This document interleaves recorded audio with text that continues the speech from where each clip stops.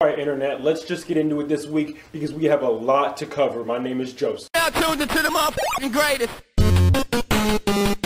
Now, Internet, there is absolutely no way you haven't heard about the 2 shootings of civilians and the 5 dead cops as of right now. First story, this man, Alton Sterling, was murdered by police in Louisiana earlier this week. Now let's get some context. Was selling CDs outside of a convenience store with the convenience store manager's permission. Alton sold CDs out there so often that his nickname was CD Man. Not the most creative thing in the world, but it got the point across. Police got a call of someone in a red shirt threatening someone outside of the store. One fit that description, and before we get any further, we need to understand that Louisiana is an open carry state. What that means is you can have a gun just out in the open in Louisiana because, you know, Second Amendment. Now, the police arrive to the scene. They see Alton. They tase, put him on the ground. One officer on his chest, one officer on his neck, and one officer sees Alton's gun, which, like I said before, he was well within his rights to have. The officers see the gun,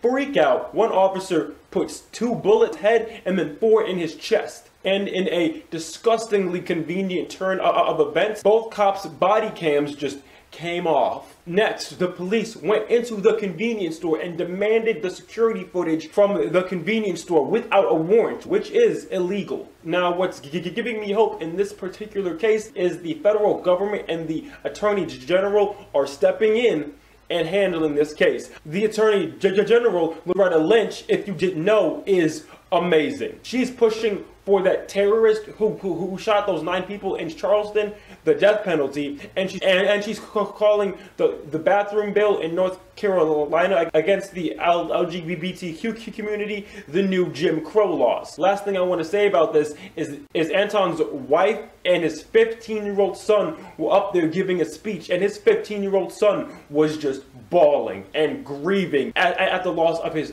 father due to a cold-blooded murder. A lot of people were saying, how dare you have that kid up there? And I say, no, good. He should have been up there. Look at what you did. That was a father. That was a husband. That was an entrepreneur. He was trying to make a better life for his kids, and those 2 officers robbed him of that. Next, not even 24 hours later, we moved to Philando Castile in Minnesota. Now, Philando was driving his car with him in the car, obviously, his girlfriend, and his 4-year-old daughter. And Philando gets pulled over for a broken taillight. And during this routine traffic stop, Philando gets shot in the chest 4 times. Now, his girlfriend had that, I don't know, just the mental faculties to not only record what was happening, but Facebook live stream it, because the cops probably would have taken her phone away from her. Now, I'm not going to show the video because you actually see someone bleeding out and dying, but I am going to play the audio of— We got pulled over for a busted tail light in the back,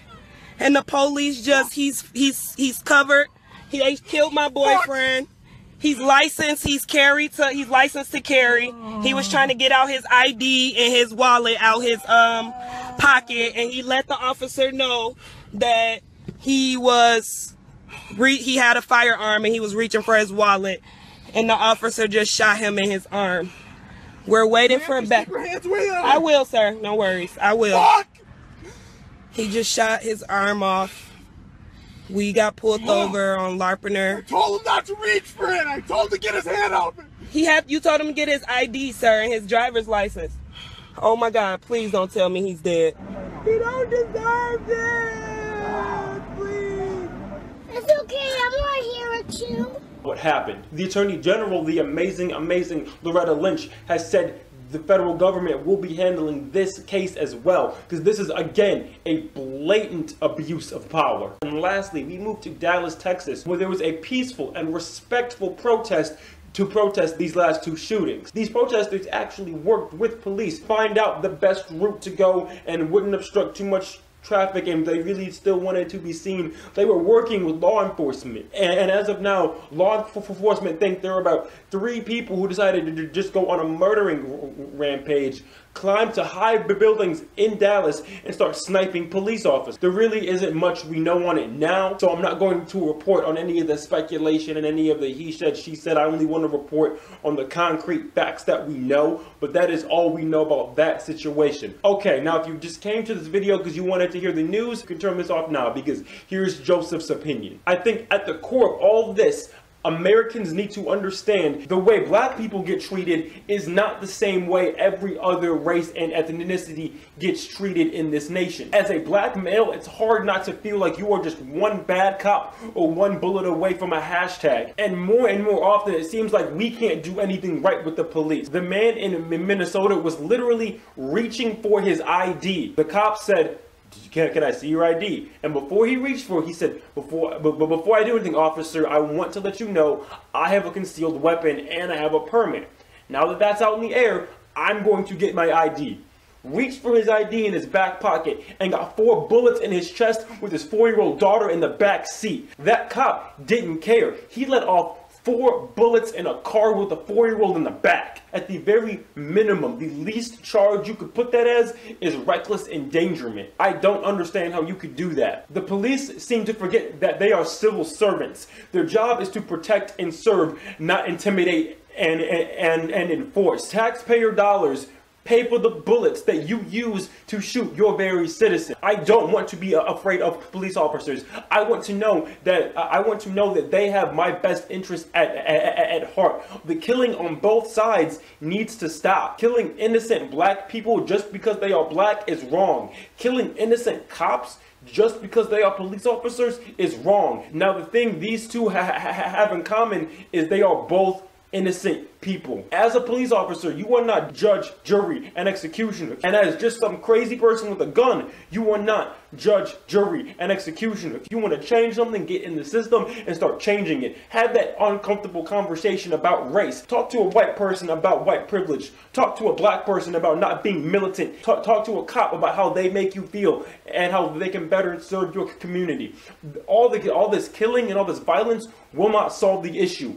All this is doing is drawing further lines in the sand. The only way it'll change is if we have those uncomfortable conversations about race and racism and what it means to be black in America and what it means to be white in America and what it means to be any other race or ethnicity in America, because they are not all the same thing, and we can work and strive to make it so.